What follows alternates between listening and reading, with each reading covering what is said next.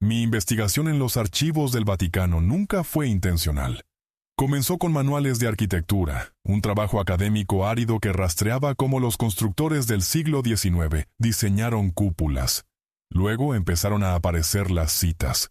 Decenas, luego cientos, todas apuntando a textos que deberían estar en los archivos del Vaticano, pero que simplemente no están. No perdidos, desaparecidos. Hay una diferencia. Un documento perdido es consumido por el fuego o se deshace con el tiempo. Uno desaparecido deja huellas, números de catálogo, referencias cruzadas, correspondencia académica que discute su contenido, y luego un acto de desvanecimiento limpio. El Archivo Apostólico Vaticano, conocido durante mucho tiempo como el Archivo Secreto antes de su cambio de nombre en 2019, está plagado exactamente de este tipo de fantasmas. Tratados técnicos sobre resonancia y geometría, manuscritos de expediciones de Asia Central, planos arquitectónicos que múltiples fuentes citan pero que ningún investigador puede ver. Esto es lo que destruyó la narrativa oficial para mí. La correspondencia vaticana de 1890 muestra estos textos en circulación activa, bibliotecarios hablando de ellos, cardenales solicitándolos, documentos muy vivos y en uso. Para 1902, cada referencia se detiene de golpe. No un desvanecimiento gradual, sino un silencio abrupto y total que dura 12 años. Eso exige una explicación. ¿Qué sucedió entre 1890 y 1902 que requirió el borrado sistemático del conocimiento técnico del archivo más completo del mundo? Y cuando comencé a rastrear de dónde venían esos textos, qué contenían y por qué importaban, una palabra seguía apareciendo en los márgenes de antiguos inventarios, en registros de expediciones, en informes de misioneros. Tartaria. Todo comenzó con una sola nota a pie de página.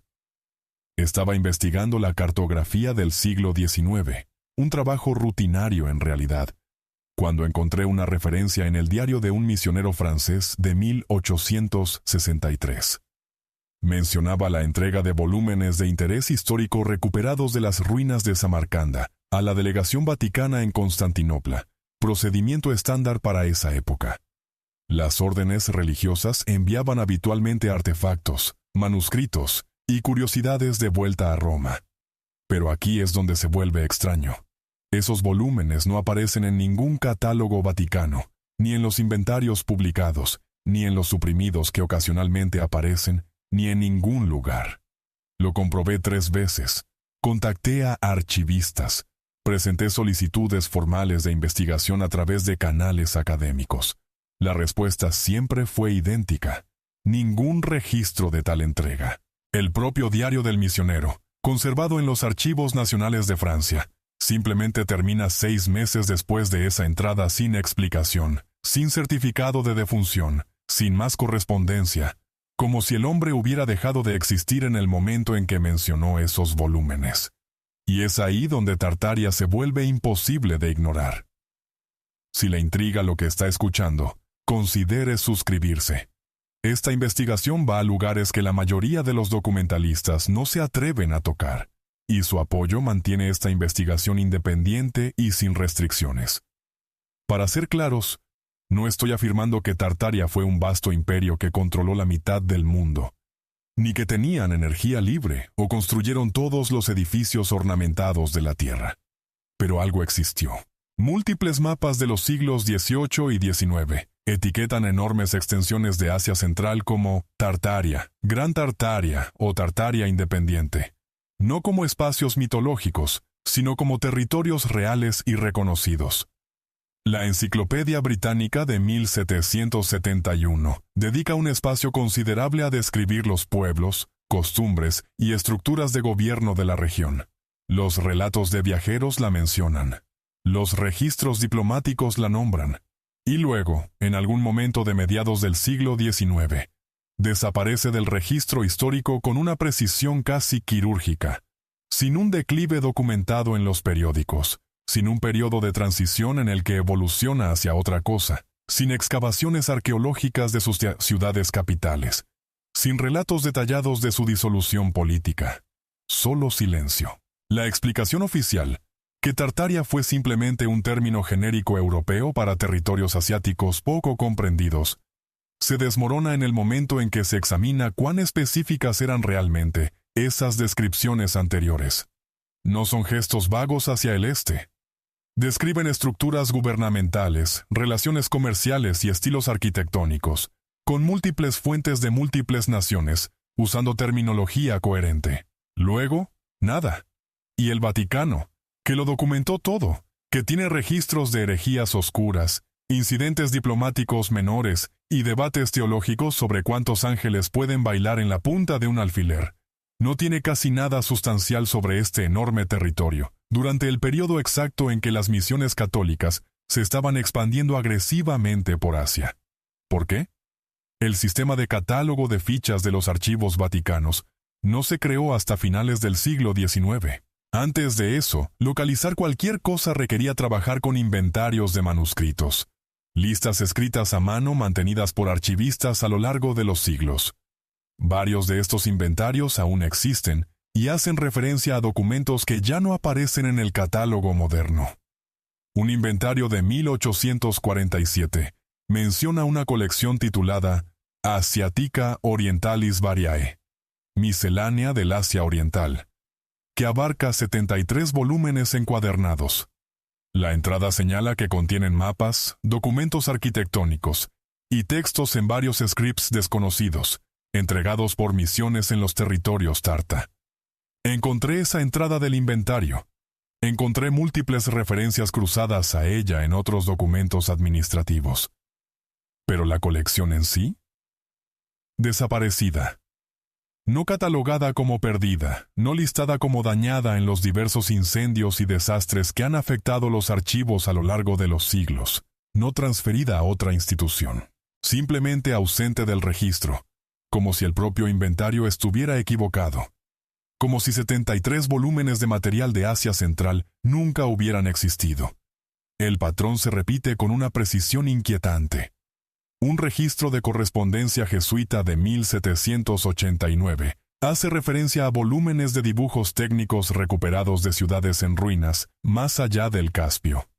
Sin más detalles sobre el contenido, pero múltiples cartas discuten su transporte a Roma. Los volúmenes nunca aparecen en ningún catálogo posterior. Un informe de un comité consultivo papal de 1834 menciona el examen de textos astronómicos adquiridos en monasterios siberianos, que demuestran una sofisticación matemática que superaba el conocimiento europeo contemporáneo. Los textos en sí no están en el archivo. Una nota administrativa de 1856 registra la reorganización de materiales relacionados con civilizaciones de Asia Central en acceso restringido. ¿Qué materiales? ¿A dónde fueron?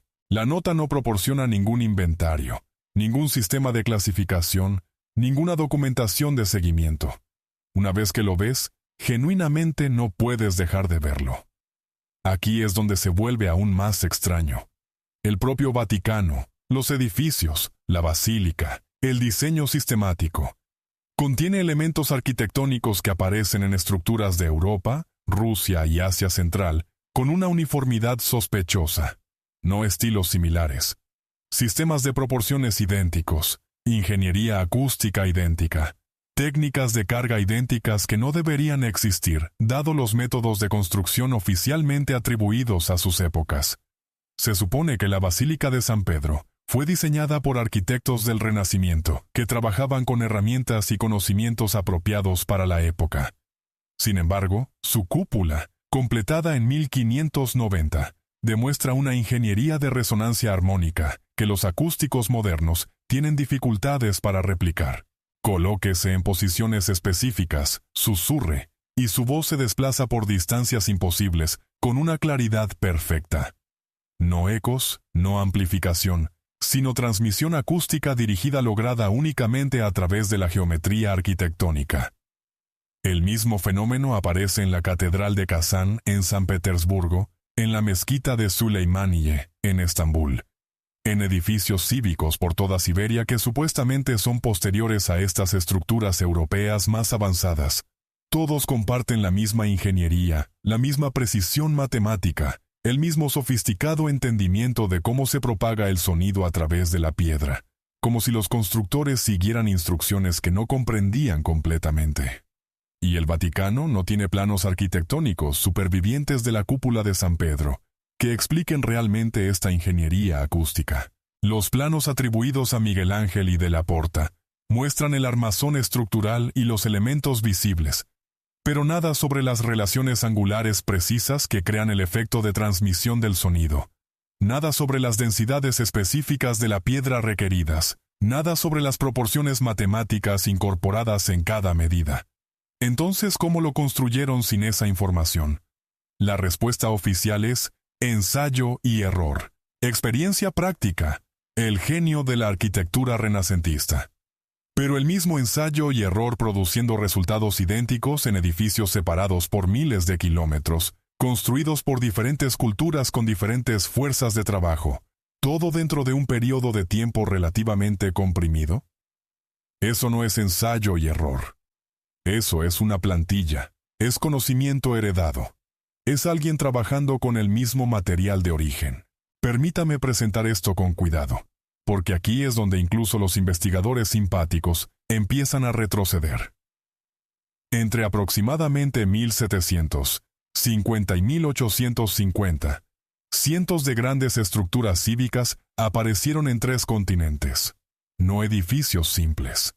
Edificios que requerían millones de ladrillos, ingeniería de cimentación sofisticada, sistemas de servicios integrados y complejos programas artísticos, juzgados, estaciones de tren, hospitales, edificios gubernamentales, catedrales, salas de exposición, todos mostrando el mismo vocabulario arquitectónico, los mismos sistemas de proporciones, la misma calidad de construcción, el mismo nivel de acabado, a menudo los mismos motivos decorativos, ménsulas idénticas, capiteles de columnas idénticos, marcos de ventanas idénticos.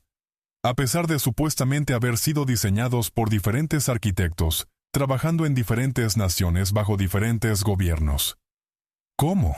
La historia oficial es que esto representa la difusión de la arquitectura neoclásica y Beaux-Arts a través de la educación, de libros de patrones publicados, de arquitectos formados en academias europeas y llevando esas lecciones al mundo entero. ¿Bien? Excepto que estos edificios no fueron construidos por arquitectos europeos capacitados.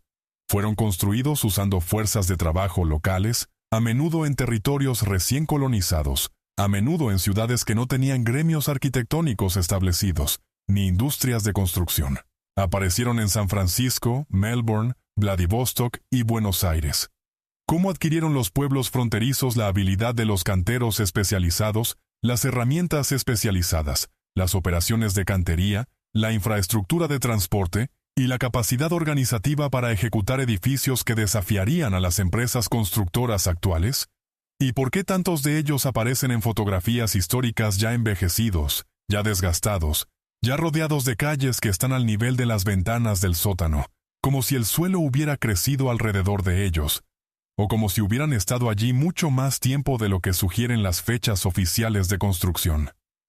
Cuanto más profundicé en la correspondencia vaticana de este periodo, más encontré referencias a la restauración, reorganización y restablecimiento de iglesias en territorios donde el catolicismo supuestamente no tenía presencia previa.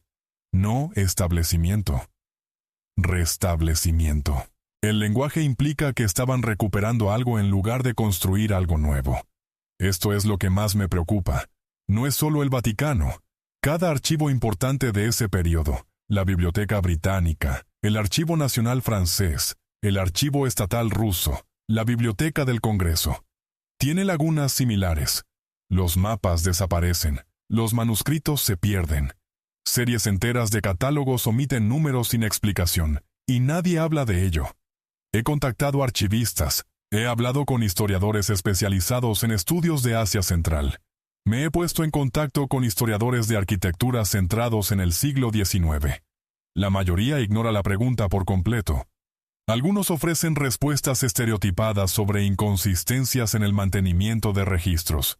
Algunos se vuelven hostiles, sugiriendo que seguir esta línea de investigación es profesionalmente imprudente. Un conservador, hablando de forma extraoficial, me dijo que algunas colecciones se consideran demasiado sensibles para el acceso general a la investigación, no por su contenido, sino por las preguntas que plantean.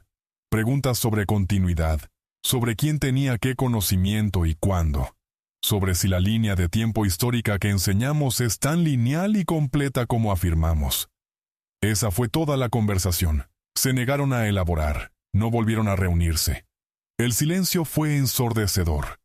Esto es lo que me mantuvo despierto durante semanas después de notar el patrón. Entre 1850 y 1920, durante el período exacto en que los materiales sobre Asia Central estaban desapareciendo de los catálogos, archivos de todo el mundo se incendiaron. No todos, no de forma aleatoria. Específicamente los que contenían materiales relacionados con cartografía del siglo XIX, registros arquitectónicos y documentación misionera de Oriente. El patrón se repite con una precisión inquietante. En 1865, el incendio de la institución smithsoniana destruye gran parte de su primera colección, incluidos mapas y documentos de expediciones al Pacífico y Asia. Causa oficial: mal funcionamiento de una chimenea. En 1870, la Guerra Franco-Prusiana presencia la quema deliberada de la Biblioteca Imperial de Estrasburgo. Entre las pérdidas, extensas colecciones de estudios de la era napoleónica sobre territorios de Asia Central. En 1879, la Biblioteca de la Academia de Ciencias de San Petersburgo arde, con más de 30.000 volúmenes perdidos, incluyendo lo que los archivistas describieron como materiales cartográficos irreemplazables de expediciones siberianas. En 1884, un incendio en la biblioteca de la Universidad de Copenhague destruye colecciones que incluyen relatos de viajes y estudios geográficos de expediciones danesas a Asia. En 1911, el incendio de la Biblioteca Estatal de Nueva York consume 450.000 libros y 270.000 manuscritos, incluida la mayor colección de mapas y estudios de la era de la Guerra de Independencia en América del Norte, junto con documentación de planos arquitectónicos para edificios cívicos en los territorios americanos recién colonizados. Y aquí está la parte más extraña. Los archivos vaticanos no sufrieron tal catástrofe durante este periodo. La institución que soportó el saco de Roma en 1527, que presenció la ocupación de Roma durante las guerras napoleónicas, que sobrevivió a la unificación italiana y la pérdida de los estados pontificios, de alguna manera mantuvo sus archivos completamente intactos durante las décadas exactas en que todos los demás grandes repositorios experimentaban desastres convenientes. Sin daños por incendio, sin daños por inundación, sin daños de guerra, sin robos. Nada. Entre 1850 y 1920, mientras los materiales sobre civilizaciones de Asia Central desaparecían de colecciones de todo el mundo a través de incendios, reorganizaciones y pérdidas administrativas, los archivos vaticanos permanecieron sospechosamente, imposiblemente intactos, como si supieran algo que las otras instituciones no sabían, como si entendieran que estos materiales necesitaban ser preservados, solo que no compartidos. Esos incendios destruyeron las copias distribuidas, los registros redundantes, las referencias cruzadas que habrían permitido a investigadores independientes verificar lo que el Vaticano tenía. Lo que queda es una única fuente de verdad controlada por una institución que decide quién puede hacer preguntas y qué preguntas merecen respuesta. Puede llamar a eso coincidencia si le ayuda a dormir. Yo ya no puedo. Alrededor de 1850, algo cambió. Las etiquetas cartográficas desaparecen, las entradas enciclopédicas se detienen. Los informes misioneros dejan de mencionar estudios arquitectónicos. Los manuscritos técnicos desaparecen de los registros administrativos. No es gradual. No es un desvanecimiento lento a medida que el conocimiento europeo de la región supuestamente mejora. Es abrupto. Y coincide exactamente con un periodo de construcción urbana masiva en todo el mundo. con el establecimiento de una educación arquitectónica estandarizada, con la creación de archivos nacionales y museos que consolidaron materiales históricos previamente dispersos, como si alguien hubiera decidido. Aquí es donde comienza el registro oficial, y todo lo anterior es irrelevante o necesita ser recontextualizado. El Vaticano participó en esto. El Papa Pío IX, que reinó de 1846 a 1878, supervisó reorganizaciones significativas del archivo. Los materiales fueron reclasificados. Las restricciones de acceso fueron formalizadas. Secciones enteras pasaron a estado restringido con clasificaciones que siguen en vigor hoy en día. ¿Qué había en esas secciones? Conocemos algo de ello. Correspondencia diplomática con estados protestantes, documentos relacionados con la Inquisición, registros de acuerdos financieros con monarquías europeas. Pero otros materiales simplemente desaparecen del inventario en este momento sin una explicación clara, incluyendo notablemente porciones sustanciales de cualquier cosa relacionada con misiones asiáticas, geografía asiática y materiales históricos asiáticos. ¿Por qué reorganizar esos materiales específicos? ¿Por qué restringir el acceso a la geografía histórica? ¿Por qué crear opacidad alrededor de misiones que supuestamente representaban el éxito evangélico de la Iglesia? A menos que el contenido contradijera la historia que querían contar. A menos que el material revelara algo inconveniente sobre la continuidad de la civilización. A menos que los textos demostraran que el conocimiento que se consideraba exclusivamente europeo existió en otro lugar primero, o simultáneamente, o fue heredado de alguna fuente anterior que nadie quiere reconocer. No puedo probar que el Vaticano está ocultando textos relacionados con una civilización perdida de Asia Central. No puedo producir un documento de humo revelador que diga aquí, yacen los secretos de una historia suprimida. Pero puedo mostrarles las lagunas, los patrones, las ausencias que son en sí mismas una forma de evidencia. Puedo mostrarles listas de inventario que hacen referencia a materiales que ya no son accesibles. Puedo mostrarles logros arquitectónicos que no deberían existir dada la tecnología oficialmente disponible en la época. Puedo mostrarles silencios sistemáticos de instituciones que de otro modo documentan todo obsesivamente. Y puedo preguntar por qué. ¿Por qué el Vaticano, que preserva listas de compras medievales, que mantiene registros de disputas clericales menores, que cataloga cada controversia teológica, no tiene casi nada sustancial sobre un territorio que aparece en mapas, enciclopedias y relatos de viajes durante siglos? ¿Por qué surgen manuscritos técnicos que contienen conocimiento que no debería existir todavía? ¿Por qué edificios de distintos continentes comparten una ingeniería idéntica que ningún plano superviviente explica? ¿Por qué cada vía de investigación sobre la historia de Asia Central de este periodo lleva a puertas cerradas, archivos desaparecidos y advertencias profesionales para dejar de preguntar? ¿Qué significaría si existieran textos, planos, manuales técnicos, mapas, relatos históricos, que demostraran un nivel de sofisticación organizativa y tecnológica que precediera o fuera paralelo a todo lo que atribuimos a la era moderna? ¿Qué significaría si ese conocimiento fuera sistemáticamente recopilado, traducido, copiado y luego ocultado? No destruido, sino ocultado, preservado en el archivo más seguro del mundo, accesible solo para aquellos cuyas razones fueran aprobadas por una institución que ha sobrevivido 2 milenios controlando la información. No tengo esas respuestas. Pero sé que las preguntas valen la pena hacerse. Y sé que en algún lugar del Archivo Vaticano, posiblemente en secciones aún cerradas a investigadores calificados, posiblemente en subsecciones que no aparecen en ningún catálogo público, puede haber respuestas que cambien fundamentalmente todo lo que creemos saber sobre quién construyó nuestro mundo y cuándo. El silencio que rodea esas preguntas es en sí mismo una respuesta, solo que no la que ellos quieren que escuchemos. ¿Desde dónde estás viendo este video? Escribe en los comentarios de qué ciudad o país eres. Nos encantaría saber quién nos acompaña. Comparte tus pensamientos, observaciones o preguntas.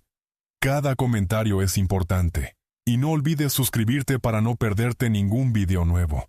Juntos estamos creando una comunidad de exploradores curiosos.